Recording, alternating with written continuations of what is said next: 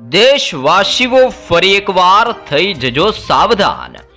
ભર શિયાળા દરમિયાન નવું વાવાઝોડું ભૂક્કા બોલાવતું જોવા મળવાનું છે. તમે જોઈ શકો છો બંગાળની ખાડીના ક્ષેત્ર અને અરબી સમુદ્રના વિસ્તારોની અંદર નવી વાવાઝોડા વાળી અતિ ભયંકર અને મજબૂત સિસ્ટમો સક્રિય બનતી જોવા મળી રહી છે.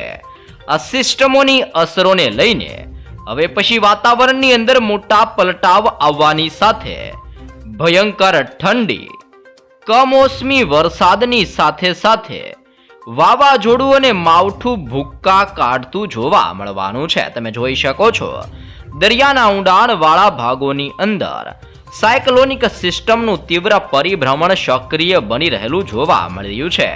આ સિસ્ટમોની અસરને લઈને બંગાળની ખાડીને અરબી સમુદ્રના દરિયામાંથી આગળ વધતી આ સિસ્ટમોની ગતિવિધિને લઈને ભારત દેશના અનેક રાજ્યની અંદર મોટા પલટાવો આવી રહ્યા છે, જેની હળવી શરૂઆત હવે પછી ગુજરાત ઉપર જોવા મળી રહી છે. જી હા દર્શક મિત્રો, સિસ્ટમ હવે મોટો વળાંક લઈને ફરી એકવાર દિશા બદલીને ગુજરાતના વિસ્તારોની અંદર આગળ વધતી જોવા મળી રહી છે.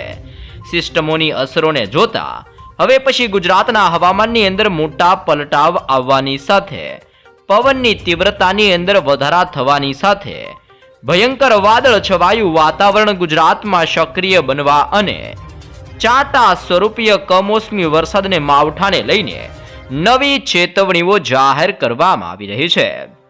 બંગાળની ખાડીના ઊંડાણવાળા ક્ષેત્રમાં સક્રિય બની રહેલા વાવાઝોડાવાળી સિસ્ટમની અસરને લઈને દક્ષિણીય ભારતના તટીય વિસ્તારોની અંદર અત્યારે વરસાદ છોતરા કાઢતો જોવા મળી રહ્યો છે. ભર શિયાળા દરમિયાન દક્ષિણીય ભારતના વિસ્તારની અંદર લોકો બ્લેન્કેટની સાથે રેઇનકોટ કાઢીને હવે પછી બહાર નીકળવા માટે મજબૂર બનતા જોવા મળી રહ્યા છે. આમ હવે દક્ષિણીય ભારતના તટીય વિસ્તારમાંથી સિસ્ટમો આગળ વધીને ગુજરાતના વિસ્તારોની અંદર પણ અસર દર્શાવતી જોવા મળવાની છે.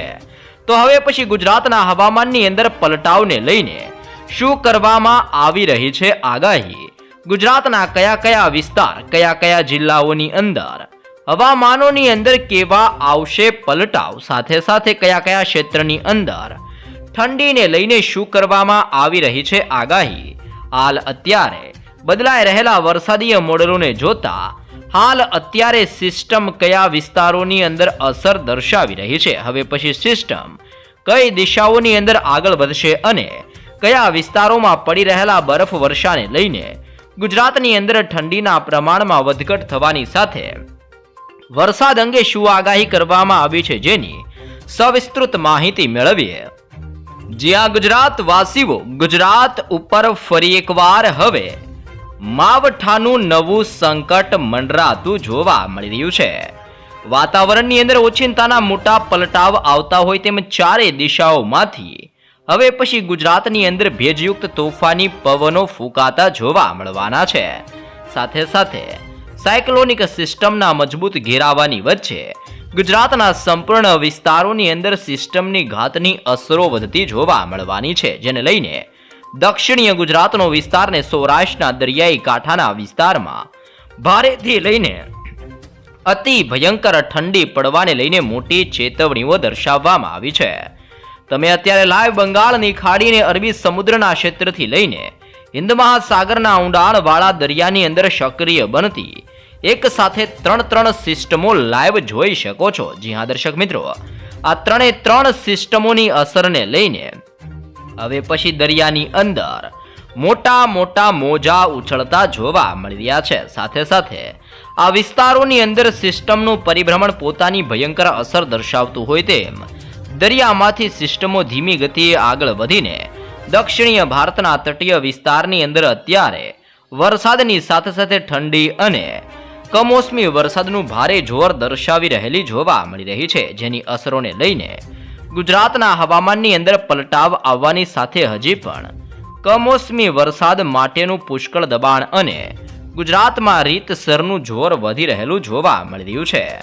તો તારીખો લખીને જાણી લેજો કયા દિવસોની અંદર ગુજરાતની અંદર વાદળ છવાયા વાતાવરણ અને માવઠા અંગે શું કરવામાં આવી રહી છે આગાહી? જી હા દર્શક મિત્રો, તમે અત્યારે લાઈવ સેટેલાઇટ વ્યૂની મદદથી પણ જોઈ શકો છો.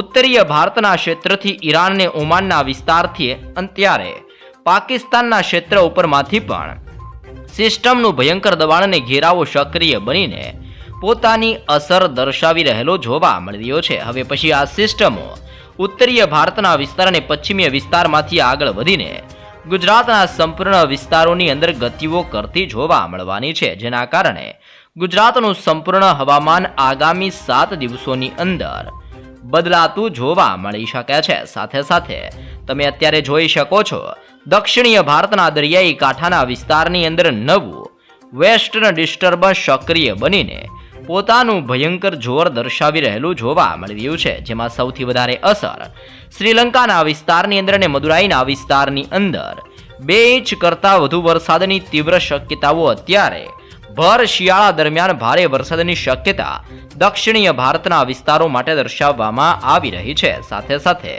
ગુજરાતના હવામાનની અંદર પલટાવ આવતા હોય તેમ હવે પછી વરસાદીય સિસ્ટમની સ્ટ્રફ લાઇનોના ઘેરાવા અને ગુજરાતના સંપૂર્ણ ક્ષેત્રની અંદર હવે પછી શિયર ઝોનનું તીવ્ર દબાણ સક્રિય બનતું હોય તેમ ગુજરાતના સંપૂર્ણ હવામાનની અંદર પલટાવને લઈને વાદળ છવાયા વાતાવરણને લઈને આગાહીઓ કરવામાં આવી છે, જેમાં સૌરાષ્ટ્રના હવામાનની અંદર મોટા પલટાવોની શક્યતાઓ જાહેર કરવામાં આવી છે.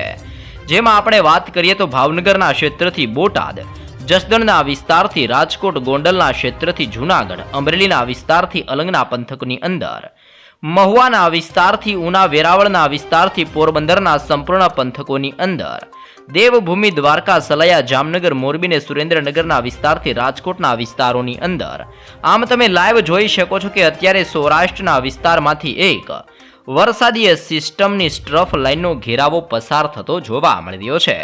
હવે પછી આ ઘેરાવાની અસર સૌરાષ્ટ્રના સંપૂર્ણ વિસ્તારની અંદર તીવ્ર બનતી જોવા મળી શકે છે, જેના કારણે સૌરાષ્ટ્રની અંદર લાંબા સમયના વિરામ લીધા બાદ ફરી એકવાર વાદળ છાયું વાતાવરણ સૌરાષ્ટ્રમાં ઘેરાતું જોવા મળવાનું છે અને હળવા ચાટા સ્વરૂપીય વરસાદ અને માવઠાને લઈને પણ આગાહીઓ કરવામાં આવી રહી છે. સાથે સાથે દક્ષિણીય ગુજરાતના હવામાનની અંદર પણ ઓચિંતાના પલટાવ અને ઠંડીના પ્રમાણમાં વધારા થવાને લઈને નવી આગાહીઓ કરવામાં આવી છે, જેમાં આમોદના ક્ષેત્રથી ભરૂચ, રાજપીપળાના વિસ્તારોની અંદર મોટા બદલાવોને લઈને આગાહીઓ કરવામાં આવી છે. સુરતના ક્ષેત્રથી વ્યારાના પંથકની અંદર, વલસાડના વિસ્તારથી લઈને આહવાના વિસ્તારમાં, નવસારી, ડાંગના વિસ્તારોની અંદર આમ હવે પછી દક્ષિણીય ગુજરાતના વિસ્તારમાંથી પણ એક સાથે બે સ્ટ્રફ લાઇનના ઘેરાવા પસાર થતા હોવાને લઈને ભારે જોર દક્ષિણીય ગુજરાતના વિસ્તારોમાં પણ દર્શાવવામાં આવી રહ્યું છે. મધ્ય ગુજરાતના વિસ્તારની અંદર હવામાનની અંદર પલટાઓને લઈને અત્યારે સિસ્ટમનું ભયંકર દબાણ સક્રિય બનીને હવે પછી સિસ્ટમ ધીમે ધીમે પોતાનું રૌદ્ર સ્વરૂપ દર્શાવતી હોય તેમ મધ્ય ગુજરાતના વિસ્તારમાં અહેમદાબાદ, લુણાવાડા, ગોધરા, દાહોદ, છોટાઉદેપુર, બોડેલી, વડોદરાના ક્ષેત્રથી ખંભાત, નડિયાદના ક્ષેત્રથી ધોળકા, ખેડા, પંચમહાલ અને મહીસાગરના વિસ્તાર આમ મધ્ય ગુજરાતના સંપૂર્ણ વિસ્તારની અંદર ડબલ ઋતુનો અહેસાસ જોવા મળવાનો છે. વહેલી દરમિયાન કડકડતી ઠંડી અને બપોર દરમિયાન હળવી ગરમીનો અહેસાસ આ સંપૂર્ણ ક્ષેત્ર ઉપર જોવા મળી શકે છે. જો કે હવે ઉત્તરીય ભારતના વિસ્તારમાંથી ફૂંકાતા ઠંડા ભેજયુક્ત પવનો અને આગળ વધી રહેલી નવી પશ્ચિમીય વિક્ષેપોની અસરને લઈને કચ્છનું હવામાન પલટાવા અંગે પણ શક્યતાઓ જાહેર કરવામાં આવી રહી છે. જી હા દર્શક મિત્રો, કચ્છના હવામાનની અંદર પલટાવ આવતો હોય તેમ ખાવડ, રાપર, ગાંધીધામ, માંડવી, બાળેલી, નળિયા અને લખપતના સંપૂર્ણ વિસ્તારોની અંદર મોટા પલટાવોને લઈને આગાહીઓ કરવામાં આવી રહી છે. આમ હવે કચ્છનું સંપૂર્ણ હવામાન પલટાવાને લઈને કંઈક નવા જૂનીની ચેતવણી કચ્છ માટે પણ જાહેર કરવામાં આવી છે. જો કે ઉત્તર ગુજરાતના વિસ્તારોની અંદર ધીમે ધીમે અત્યારે વાદળ છવાયા વાતાવરણને લઈને મોટી આગાહીઓ કરવામાં આવી રહી છે. જેમ જેમ સિસ્ટમ નજીક આવી રહી છે તેમ તેમ થરાદ, પાલનપુર, ખેડબ્રહ્મા, હિંમતનગર, મહેસાણા અને રાધનપુરના વિસ્તારોની અંદર બદલાવ આવી રહ્યા છે. આમ ખાસ કરીને ગુજરાતની અંદર આજથી લઈને આગામી 10 થી 12 દિવસની અંદર મોટા પલટાવો જોવા મળવાના છે. જેમાં હવે પછી ગુજરાત રાજ્યની અંદર 20 તારીખ સુધી કંઈક નવા જૂનીના એંધાણો દર્શાવવામાં આવી રહ્યા છે. તે પછી સિસ્ટમ વધુ મજબૂત બનવાને લઈને ગુજરાતમાં 28 તારીખ, 29 તારીખથી લઈને 30 તારીખ અને 31 તારીખ આમ હજી પણ આ 5 દિવસો દરમિયાન એટલે કે આ તારીખો દરમિયાન મોટા પલટાવને લઈને ગુજરાતની અંદર ઓચિંતાના વાતાવરણની અંદર પલટાવ આવવાની સાથે માવઠાનું સંકટ ગુજરાત ઉપર ટોળાતું જોવા મળવાનું છે. અત્યારે તમે લાઈવ જોઈ શકો છો દરિયાના ઊંડાણવાળા વિસ્તારની અંદર સક્રિય બનતી આ વાવાઝોડાવાળી સિસ્ટમો અતિ ભયંકર સ્વરૂપ ધારણ કરીને તીવ્ર જોર દર્શાવી રહેલી જોવા મળી રહી છે. કડકડતી ઠંડી અને માવઠાને લઈને કરવામાં આવી છે આગાહી. જી હા દર્શક મિત્રો, ભર શિયાળા દરમિયાન હવામાનની અંદર પલટાવની સાથે હવે પછી માવઠા અને કમોસમી વરસાદનું જોર વધતું જોવા મળવાનું છે. હવામાન વિભાગ દ્વારા ભર શિયાળે ગુજરાતમાં બેવડી ઋતુના અનુભવ થવા અને કમોસમી વરસાદ બાદ હવે ફરી એકવાર કોલ્ડ વેવનો નવો રાઉન્ડ શરૂ થવાને લઈને નવી આગાહી કરવામાં આવી રહી છે. આગામી 4 દિવસ માટે લઘુત્તમ તાપમાનની અંદર હવે પછી ઠંડીના પ્રમાણની અંદર વધારા થવાની શક્યતાઓ જાહેર કરવામાં આવી રહી છે, જેના કારણે નવી સિસ્ટમ એટલે કે વેસ્ટર્ન ડિસ્ટર્બન્સનું જોર વધતું જોવા મળવાનું છે. હાલ અત્યારે પૂર્વીય પવનોને લઈને ઠંડીના પ્રમાણની અંદર ધીમે ધીમે વધારો થઈ રહ્યો છે. હવામાન વિભાગના જણાવ્યા અનુસાર રાજ્યની અંદર સૌથી ઓછું અત્યારે તાપમાન કચ્છના ક્ષેત્રની અંદર નળિયાના વિસ્તારની અંદર જોવા મળી રહ્યું છે. આમ કચ્છની નળિયાની અંદર ભયંકર ઠંડીનો અહેસાસ થઈ રહ્યો છે. બંગાળની ખાડીના ઊંડાણવાળા વિસ્તારોમાં નવા વાવાઝોડાવાળી સિસ્ટમો અત્યારે સક્રિય બની રહેલી જોવા મળી રહી છે.